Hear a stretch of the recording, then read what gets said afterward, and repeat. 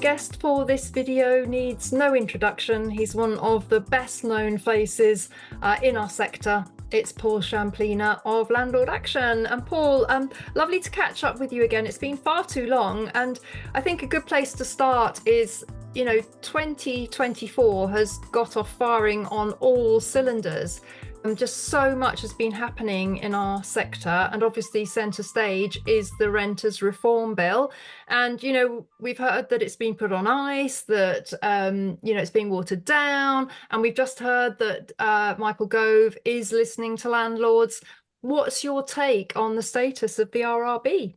The Renters Reform Bill, Michael Gove, I remember being at you were there as well, the NRLA conference, when he actually assured landlords that Section 21 would not be banned until the courts are fixed.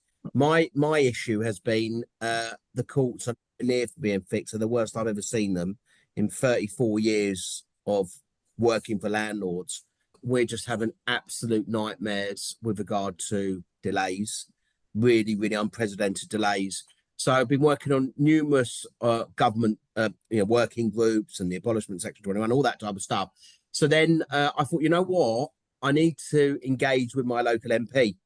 So I drove my local MP mad. And you know me, I'm quite tenacious. And I am like a dog with a bone. And that was Teresa Villiers. And she's my local MP. Yes, she's your landlord. She's got one property. So I met with her 2 or 3 times.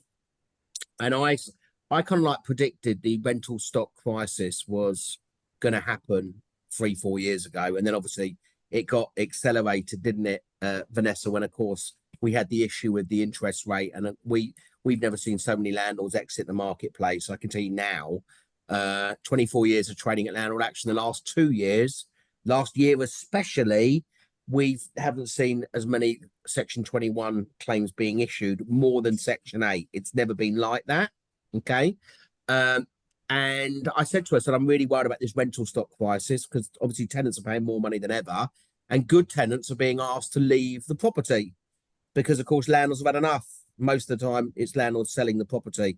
And, of course, they need vacant possession, and a lot of tenants are staying put, or for various different reasons. So I highlighted that to her, Vanessa, and she was part of the Rebel MPs, the 49 or 50 MPs. So I've been speaking with her, and I know the NRLA have done some great work, and Ben Beadle have done some really good work in campaigning, and it's been hopefully watered down. I think it's going to be agreed, but there's still a long way to go. I mean, some of the watered down provisions are going to be abolishing selective licensing. That's what they want. I'm not sure that's going to happen, but we've talked about licensing for a long time, because, of course, there's going to be a property portal. They do the same things, don't they? The property portal is going to have a whole load of legislation and compliance stuff on it. Applying for rent repayment orders to limited companies and their directors, including hearsay evidence admissible as evidence during eviction hearings for antisocial behaviour. That's a big one. So that was an issue that I had, because a lot of landlords use Section 21 for antisocial behaviour. And of course, you'll get tenants that won't give evidence under Section 8, which is ground 14 or ground 12. Because they're too scared. You have mental health, you have violence, you have drug taking, all that type of stuff. So that was that hopefully will be something that be given. Preventing tenants from giving notice to quit until after 4 months of the tenancy. That's a biggie, because of course we know tenancy agreements are going to be periodic. When Section 21 ban's going to come in, they're going to be aligned, because of course a big issue was going to be obviously student lets and how that's going to be perceived. We've talked about that. That was a big stumbling block. I think there's going to be some give on that. And then it says the housing secretary, i.e. Michael Gove, to review how well the eviction courts are operating before bringing in the Section 21 ban. Let me just give you some numbers. I can give you some updated numbers. As of 2023, there was, I can tell you now, 31,000 acceleration possession claims issued in 2023, the highest since 2016. But also in 2023, there was 29,000 Section 8 claims, which is the highest on record. So if you get rid of the accelerated possession claims, i.e. 31,000, essentially they're going to turn into hearings, i.e. the fault. They call it non-fault, but we know there's always a fault or reason.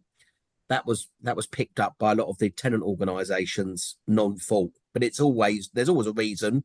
We know as landlords just don't go around evicting tenants for no reason, you know. So yeah, that, as well as obviously, you know, landlords, it said amending the bill so that landlords can evict students from HMOs of all sizes, giving certainty to landlords over when the next group of students can or move in, because obviously the void periods and stuff. So these are the provisions that have been put forward for the amendments, but there's still a long way to go because it needs a third reading. You need a committee stage. Then once that's dealt with, it's got to go to the House of Lords. All that's got to happen, Vanessa, before the election. But we, as landlords, it's better the devil you know. We want this to be passed. Yeah, we accept Section 21's going to be abolished, which is the biggest worry for landlords.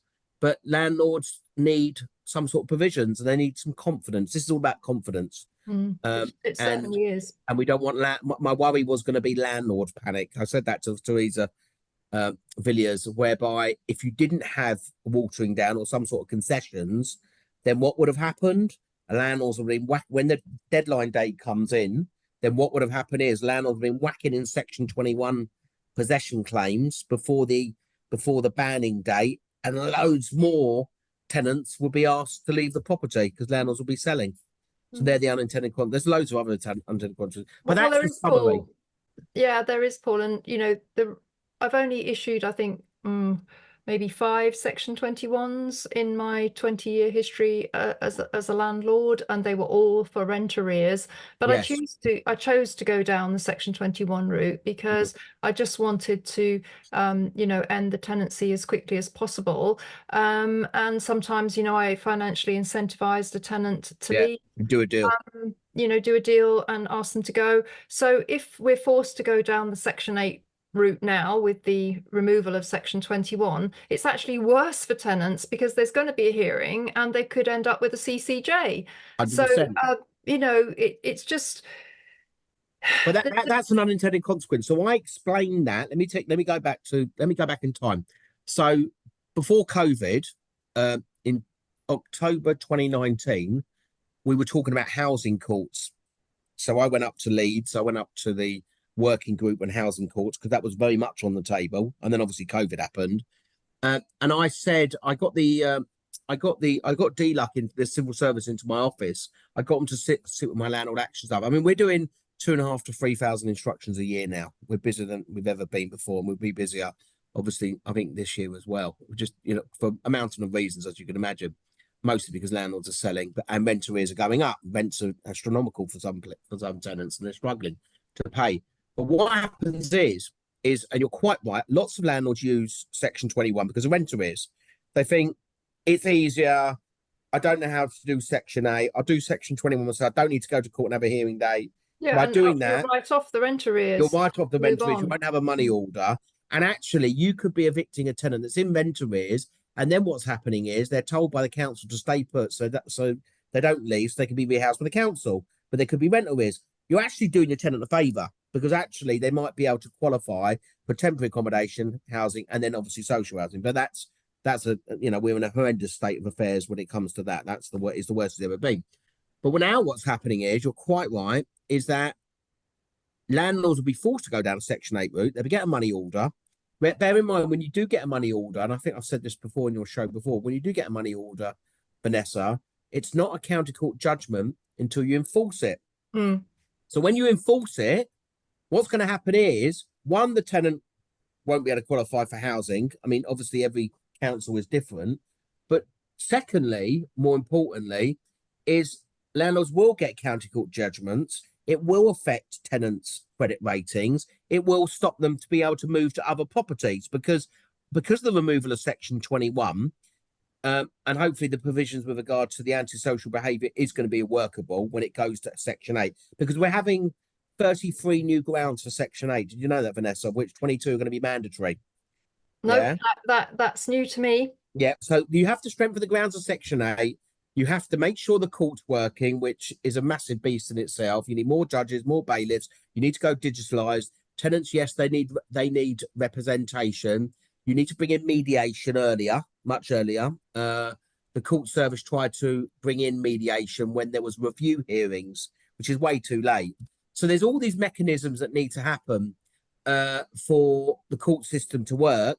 But I can tell you now, and as I've said, and I've put in the press, and I've said it on TV, I've said it on my regular spot on Talk TV with Ian Collins, is the courts are the worst they've ever been, right?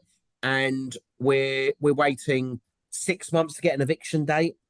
We're waiting for courts to seal a court order because the bailiffs won't issue the bailiff warrant.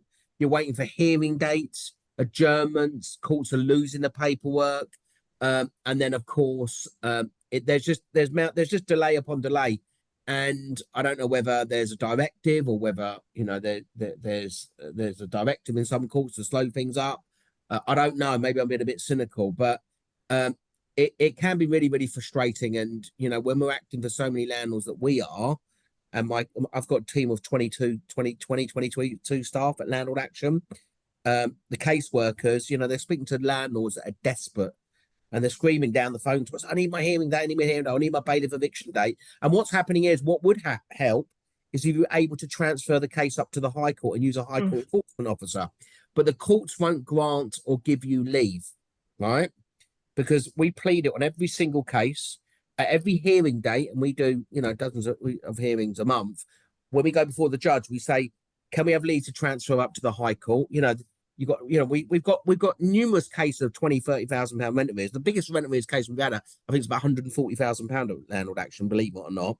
That is utterly shocking. Oh, we've got shocking. Don't forget, we've done tens of thousands of cases in 24 years.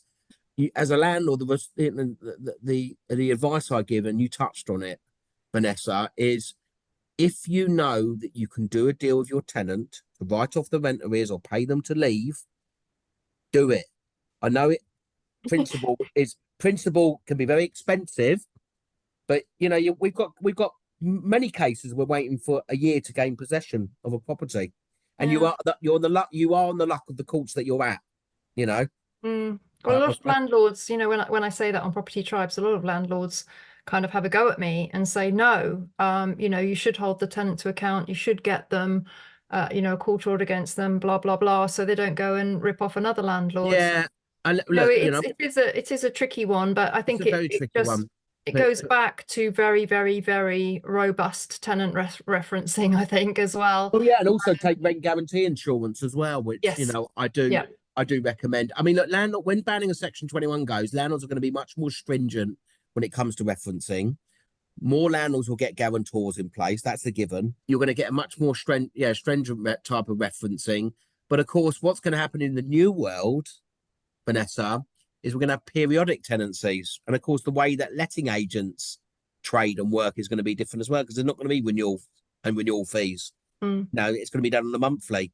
So, and of course, I think letting agents have a very big role to play when the renters reform comes in. One, they need to know their stuff.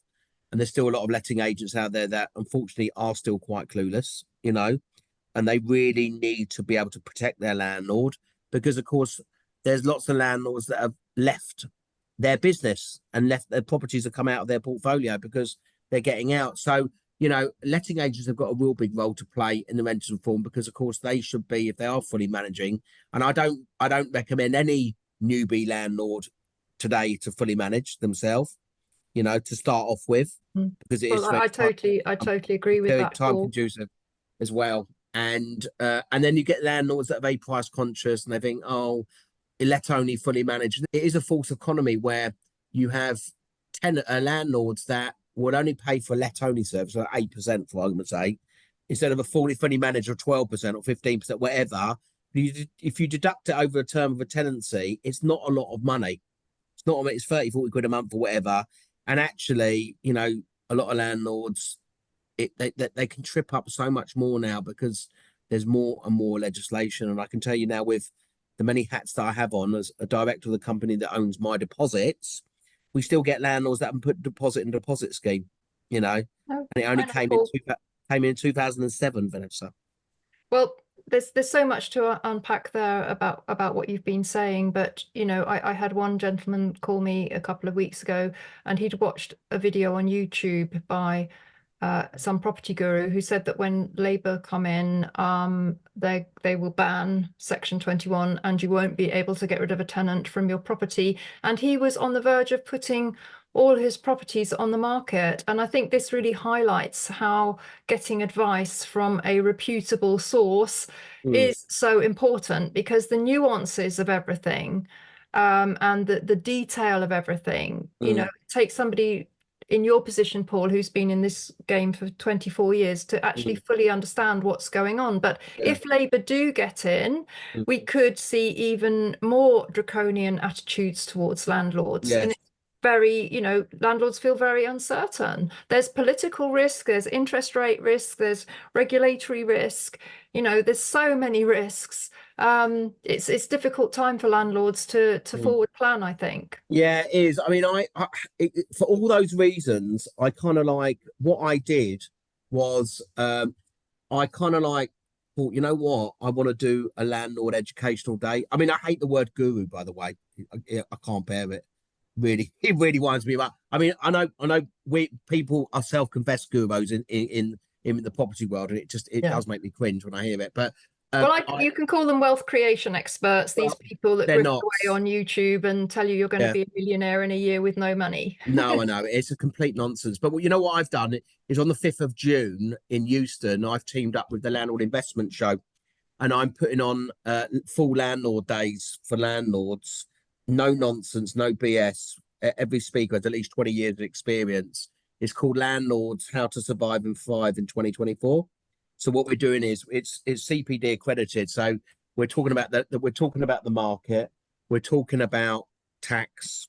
There's a lot of landlords that want to exit and so forth. We're talking about finance, talking about how you actually try and buy a below market value deal, but with an expert, you know, been down, not trying to sell you deals or sell you God knows how many products.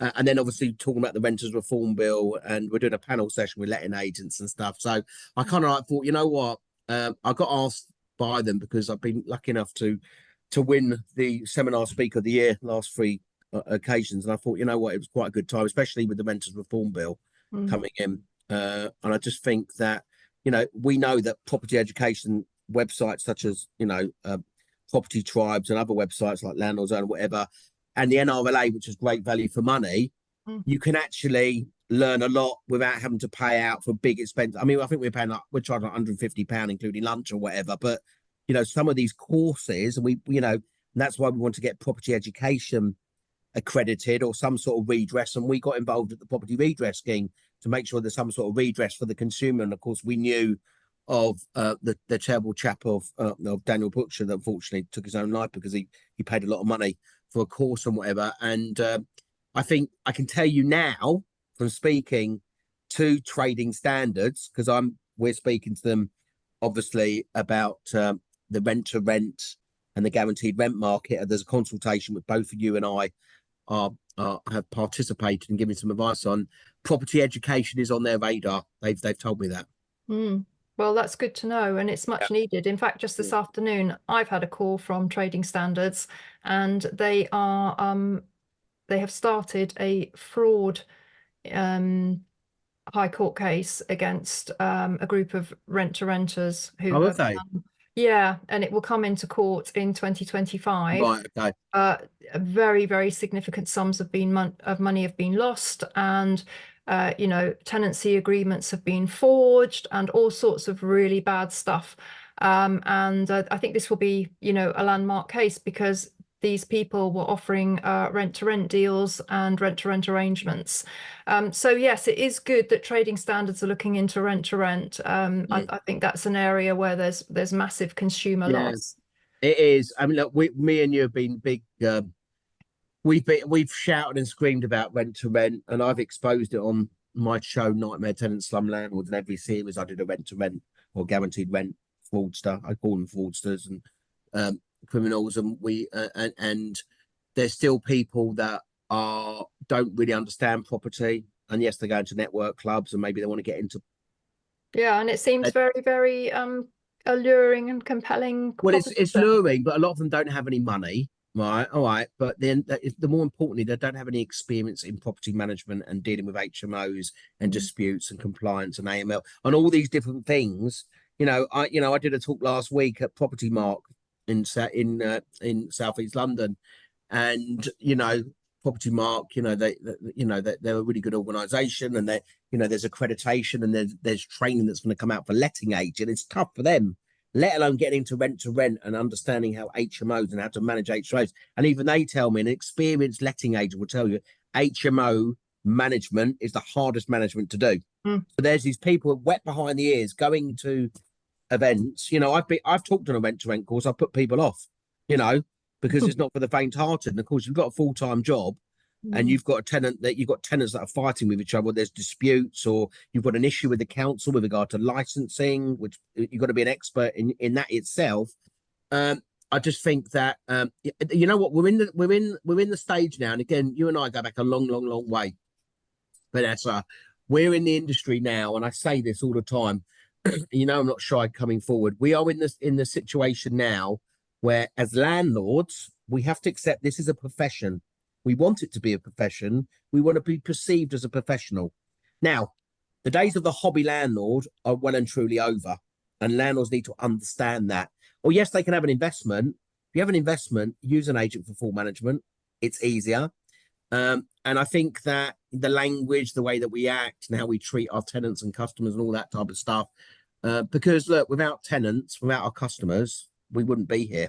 And sometimes it's a them and us scenario, and we do have to bridge that gap. And I remember just one story I was going to say. I remember when I gave evidence, I think it was 2014, related to the Deregulation Act on retaliation eviction, and I said I'd never heard of it, and I've been doing this for years.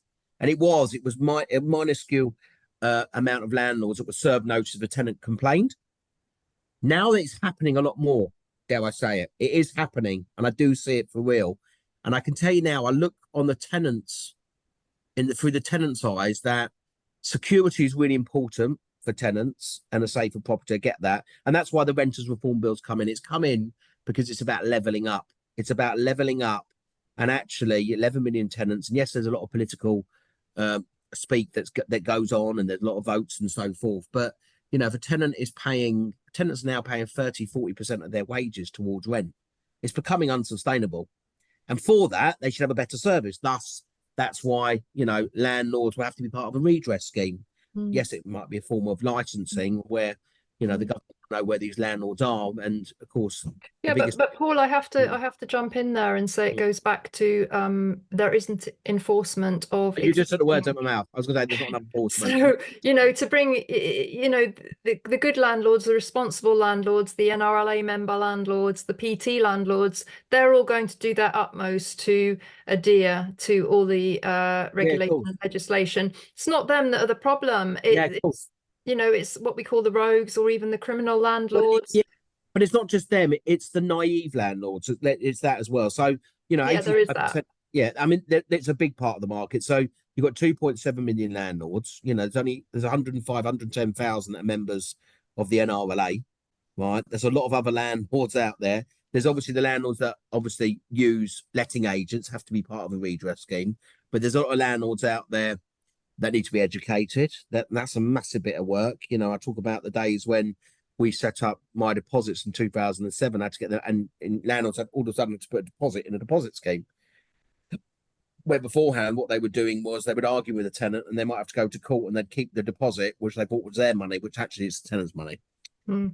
So, yes, enforcement is all. Yes, they've given some money, but they won't touch the sides, and you can bring in as many laws as you can, and you can try and increase standards and try and protect the consumer. But if there's no teeth, or there's lack of resource, and of course you're dealing with councils that will have trading standards in the councils, the environmental health officers, and of course you're now in an environment now where it's really, really hard to employ people, and good people at that. And you look at councils, there's so many councils there that are bankrupt or becoming more bankrupt. And of course, the provisions in these rebel Tories are turning around to saying, get rid of licensing, right? Because you're bringing a property portal in. That's not going to happen, Vanessa. So I'm being cynical. There's too much money at stake, isn't there, through licensing fees? You know, I can only talk about, you know, when I met Harrow Council, I shadowed them, and it was really good exercise. I shadowed them in a day in the life of an environmental health officer, and they're the guys that were on the TV show. And there was 4 environmental health officers for the whole of the borough of London Borough of Harrow, which had 7 wards within. Really, really tough, hard, you know, to do the enforcement. Well, it is, and you know, just we've got with this, there is so much to talk about. I just want to bring in something that's happened today, Paul, as we close this out, and that is that councils in London are spending 90 million per month on temporary accommodation for homeless people. This is up by 40% on last year, and that's new data out today. Right. So we have landlords leaving the sector, we have a lack of social housing being built, we have net positive migration, and we have more and more people going into temporary accommodation, which is costing the taxpayer a lot more than if they were housed in a private sector landlord property.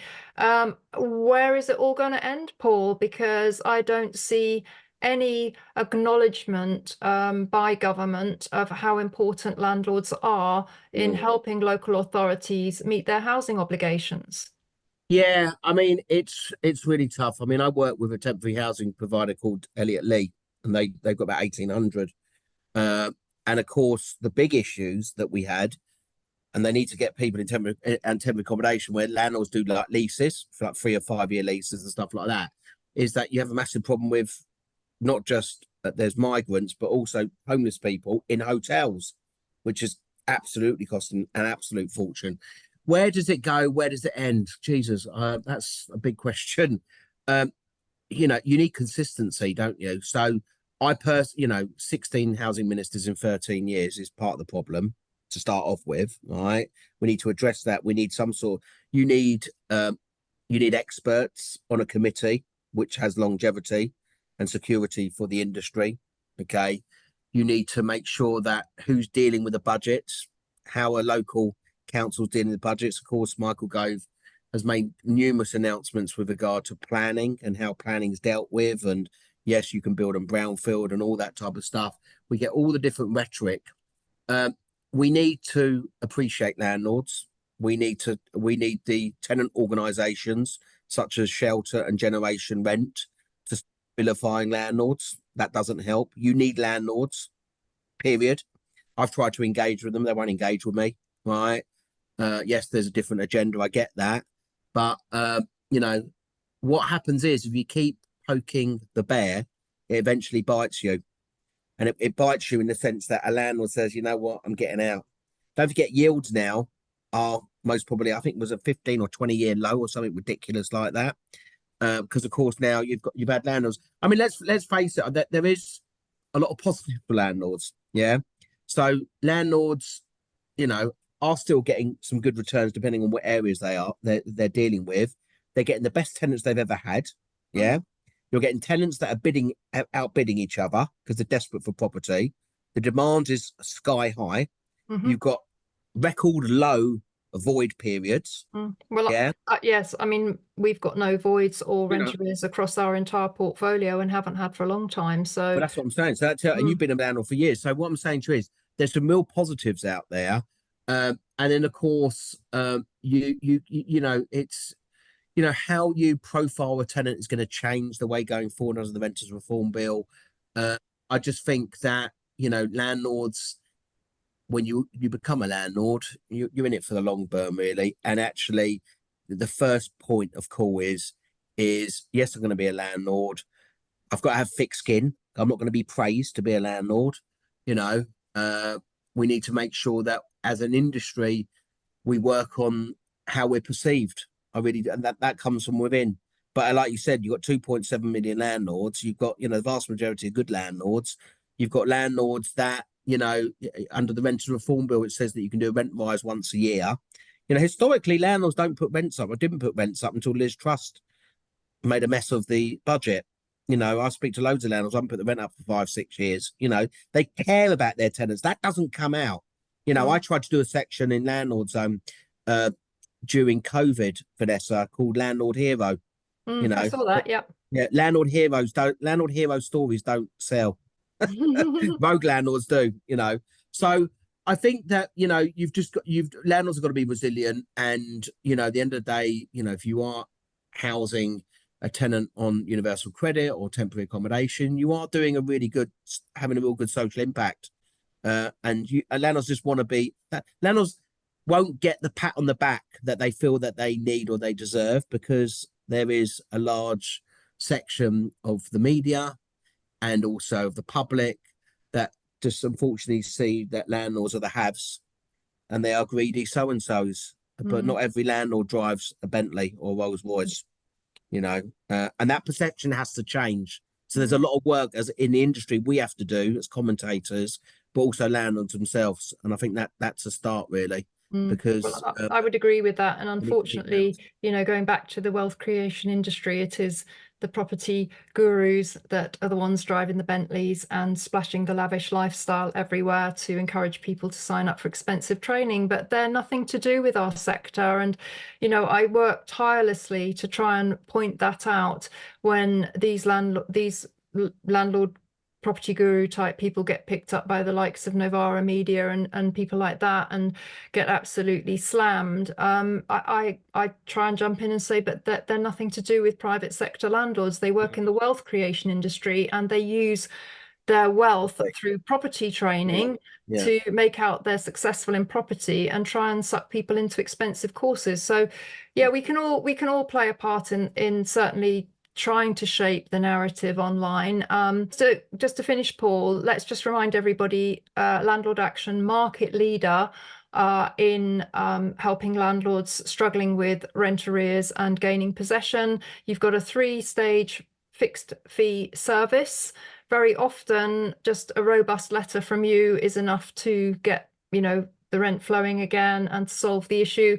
I don't know if you have any statistics of how often it goes right through to possession, but I think also you've got a landlord debt collection department, and referred a lot of people to that over the last few months. Seems to be, you know, more and more people needing that service. So, you know, you only have to get one thing wrong on the court forms and they just kick it out and you're back to square one. So I think, you know, we've talked about not using, you know, not self-managing your properties, and how valuable a letting agent is on a fully managed service to help you manage your risk and to make sure that you're compliant and everything.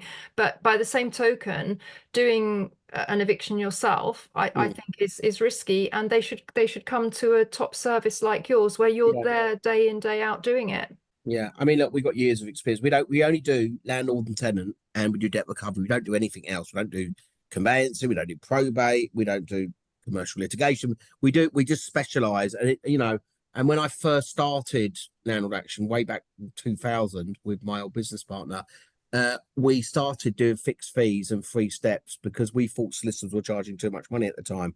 So, and we had a free advice line. But yeah, I would say I think about 60%, 65% of tenants that we serve a notice with will either pay up, leave, or do a deal with the landlord. So it's actually quite successful. And then the rest of it, like 40% will go to court. And then half of those will go to bailiff. But we're seeing an increase in bailiffs. But that's where it's getting really desperate, because you're getting bailiffs that are just slowing everything up for 1,000,001 different reasons. And then, of course, my job as Chief Commercial Officer for Hamilton Fraser, yes, I'm Managing Director of Landlord Action, but obviously the other hats I wear is we've obviously got my deposits, we've got the property redress scheme, we've got client money protect. They're all free government-backed schemes, and we also own total landlord insurance. So we touch in an organisation at Hamilton Fraser the best part of 500,000 landlords and about 22,000 letting agents. But yeah, we are like emergency plumbers, Vanessa. No one likes to call an emergency plumber out, ideally, but if you do, you make sure that, you know, even if you don't use us, make sure you use a regulated firm of solicitors. I can't stress that enough. Cheap is always expensive. There's a lot of unregulated eviction companies out there. Don't touch them. So, you know, you need to use a firm of solicitors, someone that's SRA, Solicitor Regulation Authority, so that they are on record at the court. They will have professional indemnity insurance. We pay over £30,000 a year just for our professional indemnity insurance for landlord action.